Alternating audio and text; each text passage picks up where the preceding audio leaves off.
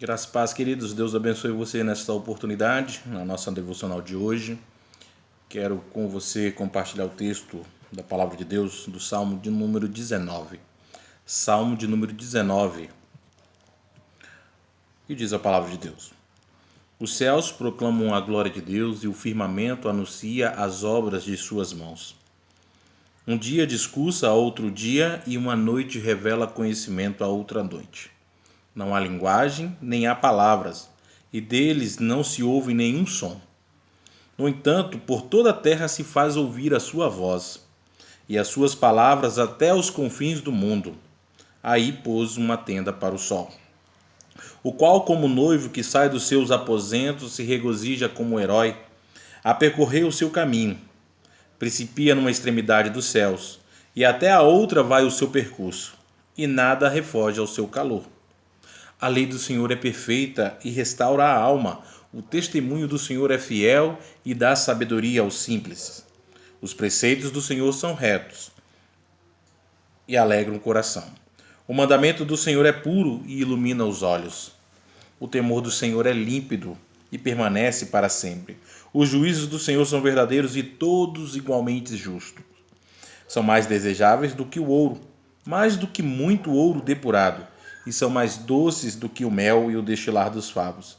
Além disso, por ele se admoesta o teu servo em os guardar a grande recompensa. Quem há que possa discernir as próprias faltas? Absolve-me das que me são ocultas. Também da soberba aguarda o teu servo, que ela não me domine.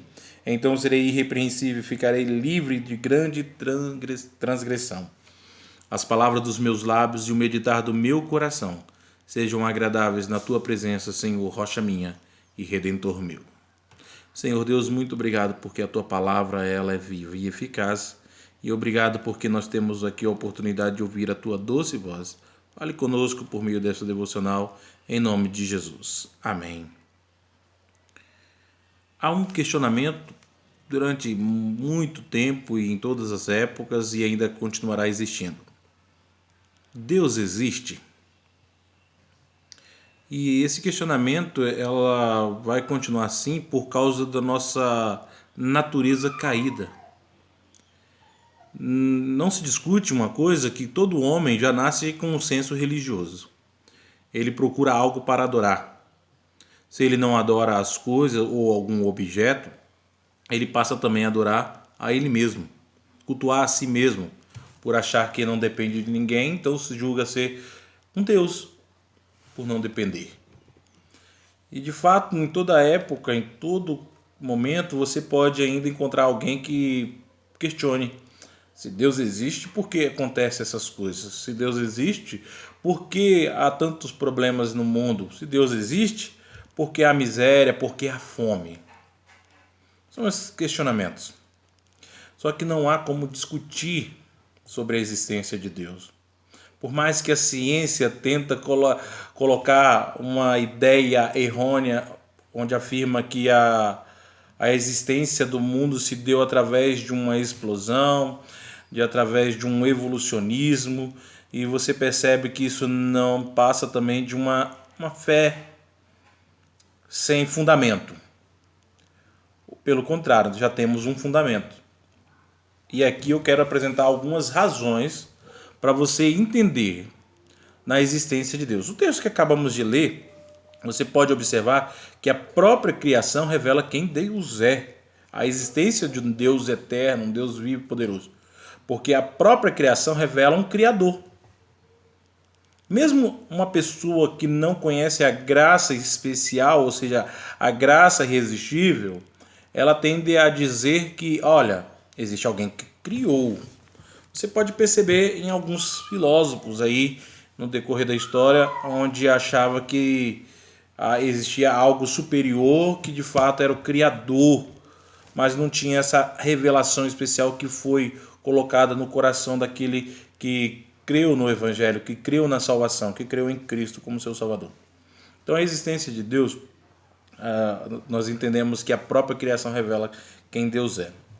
Lá em Romanos, eu vou abrir aqui com os irmãos, em Romanos no capítulo 1, que diz o autor lá da carta, né, o apóstolo Paulo, quando ele vai afirmar lá no versículo 20: porque os atributos invisíveis de Deus, assim o seu eterno poder, como também a sua própria divindade, claramente se reconhece desde o princípio do mundo, sendo percebidos por meio das coisas que foram criadas.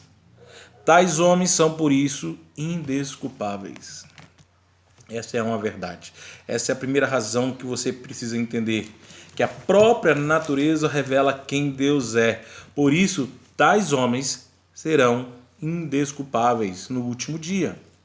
Não há como dizer, olha, eu não ouvi falar de Deus. Se a própria criação revelou quem Deus é, a gente chama isso de revelação geral. A própria criação revela que existe um Criador. Mas eu quero deixar uma segunda razão para que você possa entender, que está registrada também agora em 2 Pedro, segunda epístola de Pedro, onde o apóstolo ele também vai falar de uma outra razão para que você possa crer na existência de Deus. 2 Pedro, no capítulo 1, os versículos 20 e o versículo 21. Assim diz: sabendo primeiramente isto, que nenhuma profecia da Escritura provém de particular elucidação, porque nunca jamais qualquer profecia foi dada por vontade humana, entretanto, homens santos falaram da parte de Deus, movidos pelo Espírito Santo. A outra razão para que você possa crer na existência de um Deus eterno é a Escritura, porque a Escritura revela quem Deus é. A Escritura nos afirma de um Deus criador e que desde o projeto eterno estabeleceu a vinda do seu Filho. Então, antes de mais nada, saibam que nenhuma profecia da Escritura provém de interpretação pessoal. Você precisa crer que Deus nos fala por meio da palavra. E se você quer ouvir Deus falar com você, se você quer ouvir a voz de Deus, abra as Escrituras Sagradas. Quer conhecer sobre Deus, quer que Deus se revele a você, porque muitos têm aquela perspectiva para que Deus possa se revelar fora das Escrituras. Não, Deus agora nos deixou a sua Escritura, a sua palavra, para que tenhamos o conhecimento de entender quem Deus é e quem nós somos. Deus existe. A razão pelo qual eu creio na existência é porque a própria palavra dele me afirma. Mas eu quero deixar também a terceira razão para você crer na existência de Deus. Também a própria Escritura revelando isso, mas afirmando através de Jesus. Lá na carta aos Hebreus, no capítulo 1, os versículos 1 e 2. Havendo Deus outrora falado muitas vezes e de muitas maneiras aos pais pelos profetas, nestes últimos dias nos falou pelo Filho, a quem constituiu o herdeiro de todas as coisas, pelo qual também fez o universo.